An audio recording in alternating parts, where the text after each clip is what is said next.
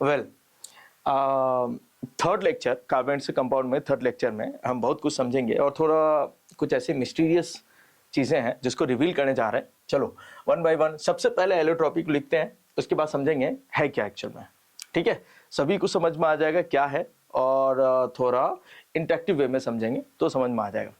Allotropy क्या है? Allotropy एक फेनोमेना बेटा, एलोट्रॉपी बोला मैंने, एलोट्रॉप से नहीं बोला। ठीक है, वो फेनोमेना नहीं है। ठीक है, तो वो एक आर्ट है। वो क्या है? वो आर्ट है, हम बात करेंगे। ठीक है, चलो आर्ट से समझ में आया। कितने लोगों को सुन के ऐसा लगता है कि यार उसने डायमंड के नेकलेस पहने हैं, उसने डायमंड के रिंग्स पहने हैं, वाओ। ट्रस्ट मी, आज तुम लोग को समझ में आ जाएगा the difference between the diamond and जो आप पेंसिल यूज कर रहे हो उसके बीच में। एक्चुअली ये दोनों ट्विंस हैं, एक ही बाप के दो बच्चे। एग्जैक्टली चलो वेल, एलोट्रॉपी ये क्या बेटा? It is the phenomena, it is the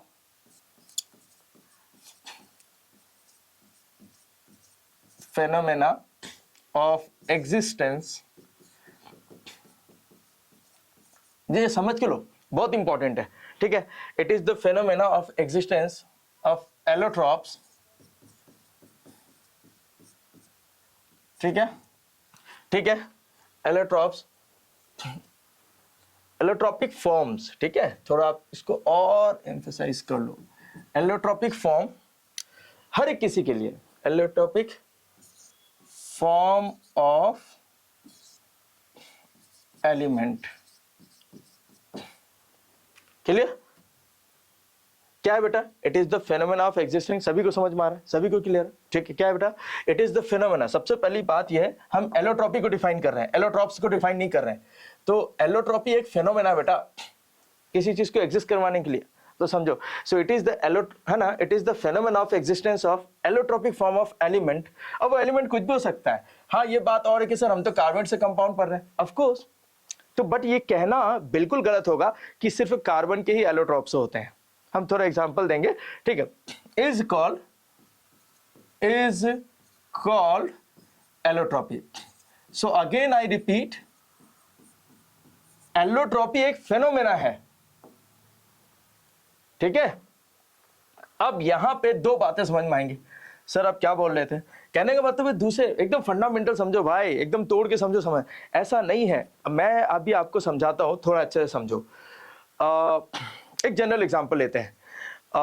सभी लोग मूवी देखते हैं, सभी को पता है। इट्स जस्ट लाइक, तुम लोग ऐसे समझो, एलोट्रॉप समझा रहा हूं। एलोट्रॉपी तो समझ में आ गया कि मेरे अंदर एक आर्ट है। ठीक है, इट इज एन आर्ट। आप ये कह सकते हो ये किसी एलिमेंट का आर्ट होगा। किसी भी एलिमेंट का क्या होगा बेटा? ये एक आर्ट होगा, एक कला होगा। ठीक है, ये बहुत अच्छे से समझ में आना चाहिए। ये क्या है? ये एक आर्ट है। ठीक है, एक ही एलिमेंट, तो आप इसे कह सकते हो इट इज एन आर्ट। बड़ी ब्यूटी है ना, इट इज एन आर्ट। बहुत इंपॉर्टेंट है, समझ के लो एकदम। It is an art. किसका? किसी का भी हो सकता है, आपका हो सकता है, मेरा हो सकता है, किसी एलिमेंट का हो सकता है। समझ? It is an art of an element. It is an art of an element to exist in different personality. To exist in different personality, यही है। चलो मैं एक एग्जांपल देता हूं। अगर मैं बॉलीवुड की बात करूं तो एक एक्टर है, यूं समझ लो बेटा, एक एक्टर डिफरेंट रोल। कभी बाप का रोल करेगा, कभी हीरो का रोल करेगा, कभी विलेन का रोल करेगा। बोलो बात समझ में आ रहा है? यही है एलोट्रॉप्स, एक एक्टर डिफरेंट रोल। दूसरी तरीके से समझो, ऐसा समझ लो बेटा, सेम स्टोरी है बट एंडिंग्स अलग हैं। Same story, different endings. बात समझ में आया क्या? एग्जैक्टली। तो क्वेश्चन मेरा ये कहने का मतलब है, यहां पे समझो, क्या कार्बन के ही elements, carbon as an element, सिर्फ उसके ही एलोट्रॉपिक फॉर्म होते हैं? क्या उसके ही एलोट्रॉप्स होंगे? डायमंड, ग्रेफाइट, फ्लोरीन, यही पढ़ने जा रहे हैं हम लोग? नहीं, ऐसा नहीं है। दूसरे एलिमेंट के भी एलोट्रॉप्स होते हैं। जैसे जैसे जैसे जैसे आप ले लो बेटा ऑक्सीजन, है ना, ऑक्सीजन के भी दो एलोट्रॉप्स हैं। ठीक है, सुना होगा ऑक्सीजन, जिसकी वजह से हम और आप जिंदा हैं। ठीक है, दूसरा O2 है ना, इसको बोलते हैं डाई ऑक्सीजन। और एक थ्री है बेटा O3, ओजोन, सुना है ना। तो आप कह सकते हो dioxygen and ozone are the allotropes of the oxygen.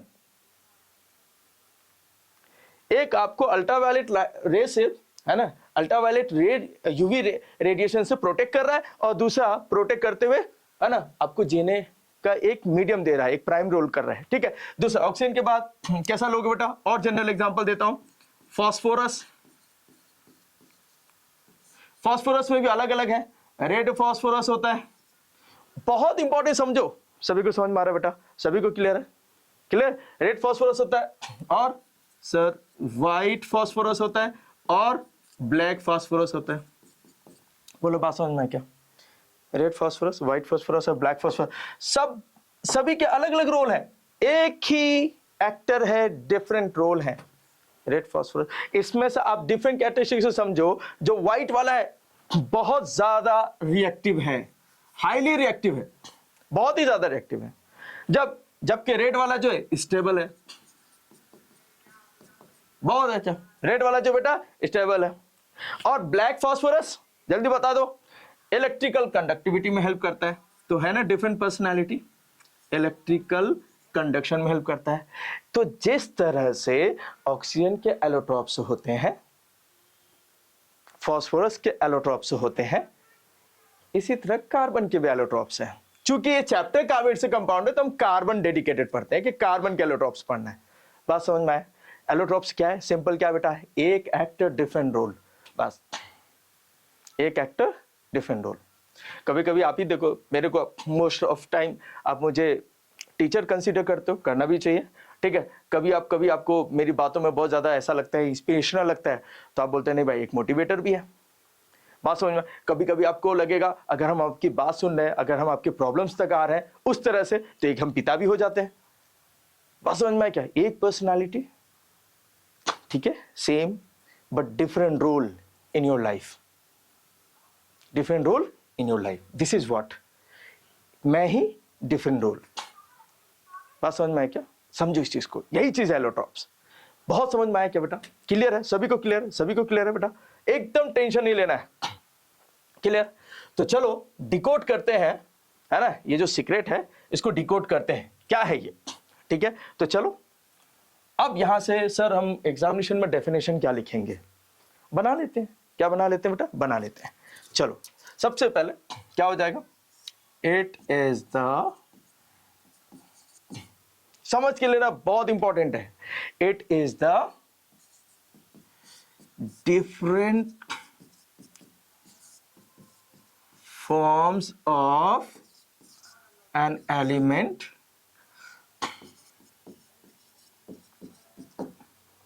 बहुत समझ के लो, ठीक है, हर एक पर सभी को क्लियर हो रहा है बेटा, है ना, in the same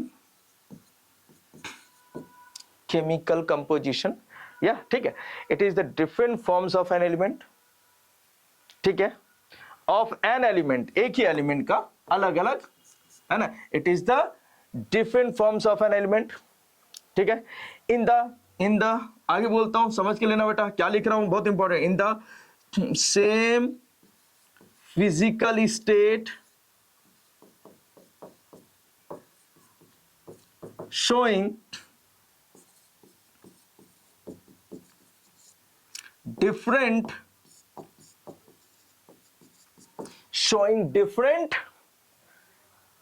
physical properties,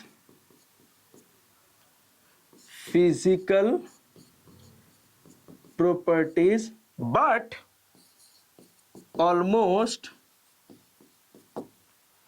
same chemical properties। ये हो गया complete postmortem of the allotropes, chemical properties. Sir समझाओ थोड़ा डिटेल में, तब समझ में आएगा। उसके बाद ससुरा कोई भी पूछेगा तो तोड़ डालने का है, क्या करने का बेटा।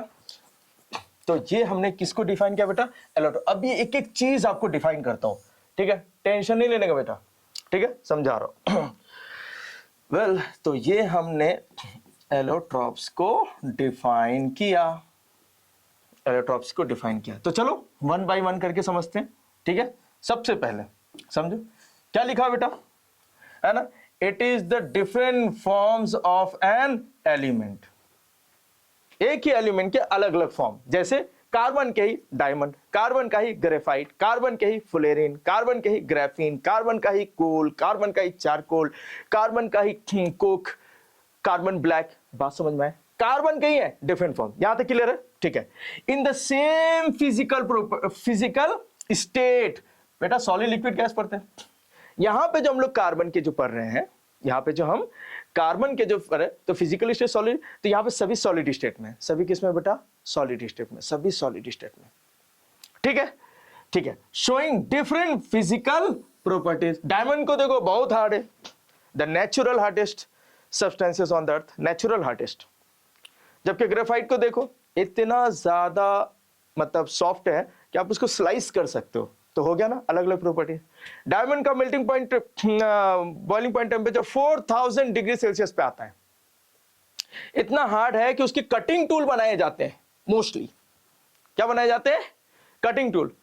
ग्रेफाइट का तो नहीं बनाया जाता, तो हो गया ना अलग अलग रोल, अलग अलग रोल। समझ में आ रहा है क्या? तो शोइंग डिफरेंट फिजिकल प्रूफ है ना, फिजिकल प्रूफ। एंड बट के पास जो है ये बड़ा इंपॉर्टेंट है। सर बट के बाद क्या इंपॉर्टेंट है वो बता रहा हूं बेटा। बट के बाद जो है, but almost same chemical properties. क्यों भाई? अरे सब चीज तो कार्बन के ही बने हैं ना बेटा। डायमंड को ऑक्सीजन के प्रेजेंट पर जलाओ तो भी कार्बन मोनोऑक्साइड और कार्बन डाइऑक्साइड बनेगा। ग्रेफाइट को जलाओ तो भी वही बनने वाला है। फ्लोरीन को जलाओ तभी, सभी में कार्बन है। तो केमिकल कंपोजिशन के बेसिस पे केमिकल प्रॉपर्टीज वेरी करता है। अब केमिकल कंपोजिशन सभी फॉर्म का सेम है, कार्बन कार्बन कार्बन कार्बन, चाहे डायमंड हो, ग्रेफाइट हो, कोल हो, चारकोल हो, सभी क्या होगा बेटा? सभी क्या होगा बेटा? सेम केमिकल प्रॉपर्टी शो करेगा। व्हाई? बिकॉज इनके केमिकल कंपोजिशन सेम है, इनके केमिकल कंपोजिशन सेम है। बोलो बात समझ में आए? तो समझ में आया क्या? अब हम इसे वन टाइम समझते हैं। Clear? It is the different forms of an element in the same physical state showing different physical properties but almost same chemical properties. बात समझ में आया? यस सर, समझ में आ गया। क्लियर है ना? चलो अब ज्यादा डिटेल में नहीं जाएंगे, मेरे को पता है तुम रो दोगे, ठीक है? तो बट ठीक है, समझ में आना चाहिए। आप इसको सिंपली समझ सकते हो। चलो ठीक है, ठीक है। मैं तुम्हें एक छोटा सा क्वेश्चन देता हूं, ठीक है? मतलब छोटा सा काम दे रहा हूं। अगर तुम्हें मेरी बातें समझ में आई तो मेरे को ये बताओ, ठीक है? तो मेरे को ये बताओ, जो तुम्हारी पर्सनालिटी है वो कार्बन के किस एलोट्रोपिक फॉर्म को सूट करता है? लाइक डायमंड हार्ड, ठीक है, एंड यू नो हार्ड बोलेंगे, और high with high refractive index, ठीक है? चलो दूसरा क्या तुम्हारी पर्सनालिटी ऐसी है ग्रेफाइट लेके, ठीक है, जो लाइफ चेंजिंग एनवायरनमेंट क्रिएट करता है, बहुत सॉफ्ट, ठीक है, हम्बल। या थर्ड फ्लोरीन जैसा है, ठीक है, जिसके अराउंड लाइफ है, जस्ट लाइक, ठीक है, ग्लोब, ठीक है? तो हम वो वन बाई वन करके समझेंगे। तो चलो अब क्वेश्चन आता है कि सर कार्बन के एलोट्रोपिक फॉर्म हम पढ़ रहे हैं, तो कार्बन के एलोट्रोप से दो टाइप के होते हैं based on there arrangement of the carbon atoms in their crystal lattice. उसमें कार्बन के एटम्स का अरेंजमेंट का पैटर्न क्या है, ठीक है? अगर पैटर्न बहुत इरेगुलर है, जैसे तैसे यहां वहां, ठीक है, इसको हम बोलते हैं बेटा अमॉर्फस। क्या बोलते हैं? Amorphous form. मतलब एलोट्रोप्स दो टाइप के हो जाएंगे, और अगर उसमें कार्बन के एटम्स बड़े पैटर्न डिसिप्लिन्ड फॉर्म में है, उसको हम बोलते हैं बेटा क्रिस्टलाइन। आप अमॉर्फस को नॉन क्रिस्टलाइन भी बोल सकते हो, ठीक है? अब क्वेश्चन आता है कि सर इसमें अच्छा दूसरा टिप से देता हूं। क्रिस्टलाइन में जो एटम्स के जो अरेंजमेंट है, कार्बन एटम्स के जो अरेंजमेंट है, हम कार्बन के एलोट्रोप्स पर हैं, उसी का क्लासिफिकेशन कर रहे हैं, तो based on their atomic arrangement. So अगर आप क्रिस्टलाइन की बात करो तो सिंपल शॉर्टकट ये ले लो, जिसके अरेंजमेंट्स के नाम हो सकते हैं, जैसे डायमंड टेट्राहेड्रल ज्योमेट्री का है 3D, ग्रेफाइट हेक्सागोनल का है। बात समझ में क्या? जबकि यहां पर जो है, अरे जब अरेंजमेंट ही हाईली इरेगुलर है, ठीक है, यूनिफॉर्म नहीं है, तो उसके नाम क्या होंगे? कुछ भी हो जाएगा, अमियोबाइड। याद आ रहा है? चलो ठीक है। तो अब क्वेश्चन है कि सर इसमें कौन लोग आएगा? इसमें तुम लोग आओगे बेटा। मतलब हमें बेसिकली यहां पे पढ़ना है और ये वाला पार्ट नहीं पढ़ना है, बट NTSC, NSTSC और दूसरे कॉम्पिटिटिव और स्कॉलरशिप एग्जामिनेशन के लिए जो नेशनल और स्टेट लेवल पे होता है उनके लिए जरूरी है, तो हम ये भी कवर करेंगे, लेकिन इस लेक्चर में नहीं। इसके लिए एक अनदर लेक्चर बना देंगे, लेक्चर 4 होगा वो। फिलहाल आज लेक्चर 3 में हम सिर्फ क्रिस्टलाइन तक क्लियर करेंगे। अब क्रिस्टलाइन में कौन कौन आ जाएगा सर? डायमंड आ जाएगा, ठीक है। डायमंड पढ़ेंगे, क्या पढ़ेंगे बेटा? ग्रेफाइट पढ़ेंगे जो आपके NCERT का कोर टॉपिक है। एंड क्या पढ़ोगे बेटा सर? और फुलेरीन पढ़ लेंगे, फुलेरीन। यूं तो एग्जाम्पल में ग्राफीन भी आ जाएगा, मैं लिख देता हूं, ठीक है, ग्राफीन भी आ जाएगा।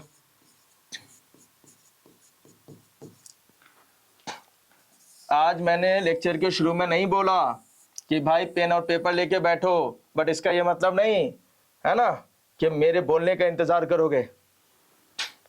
ऑनलाइन व्यूअर्स को बता रहा हूं, ठीक है। तो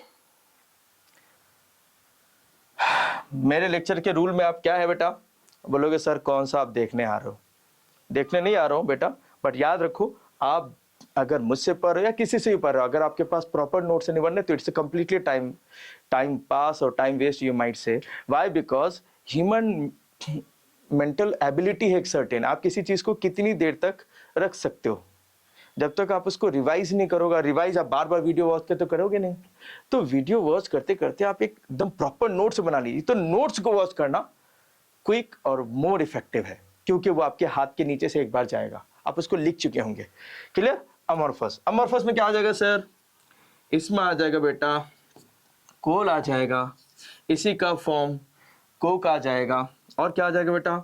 चारकोल आ जाएंगे, कार्बन ब्लैक आ जाएगा, एक्सेट्रा। बोलो बात समझ में आए? बात समझ में आए? ठीक है। तो हम इस सिलेबस में CBSE के और दूसरे एकेडमिक लेवल ऑफ एग्जामिनेशन के लिए स्टैंडर्ड 10 तक के लिए हम सिर्फ डायमंड, ग्रेफाइट और फुलेरीन पढ़ने वाले हैं। क्लियर है ना? सो हम डायमंड पढ़ेंगे, ग्रेफाइट पढ़ेंगे और फुलेरीन पढ़ेंगे। ये डिटेल में हमें पढ़ना है, एक एक करके पढ़ना है। बोलो समझ में आया? ठीक है, स्क्रीन को पॉज करो, फटाफट नोट करो, जब तक हम फिर डायमंड के लिए आएंगे। बोलो क्लियर है? मजा आएगा? वेल, सभी को क्लियर है बेटा? ठीक है।